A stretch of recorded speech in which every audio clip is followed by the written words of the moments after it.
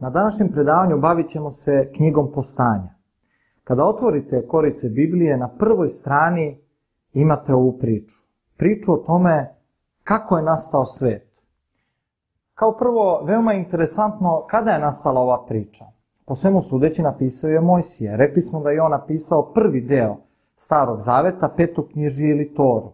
Ali odakle čoveku koji je živeo pre 3.500 godina ideja da napiše priču o tome kako je nastao svet? I da li je ta priča istinita? Da li mi možemo ovu priču shvatiti kao jednu legendu ili kao nešto što možda ima neke ili dimenzije istine ili predstavlja celokupnu istinu u sebi? Naravno, nauka nikada neće moći da odgovori na pitanje zašto je nastao svet. Mojsije u Starom Zavetu odgovara na to pitanje.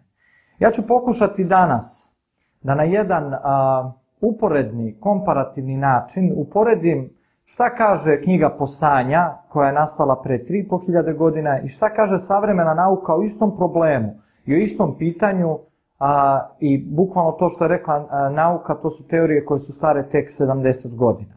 Pokušat ću da objasnim i da povučem paralele između priče iz knjige Postanja i da na taj način pokušamo da dokažemo u stvari da je Biblija aktuelna knjiga, da je ona živa knjiga i da je to knjiga koja sadrži istinu u sebi. Naravno, kroz tumačenje knjige Postanja mi se bavimo i književnom analizom ovog dela i ove priče. Pre svega treba znati da se knjiga Postanja drugačije zove šestodnev. Zašto šestodnev? Zato što ona opisuje stvaranje sveta u 6 dana. 7. dan je bio odmor, Gospodu Bogu koji je stvorio svet.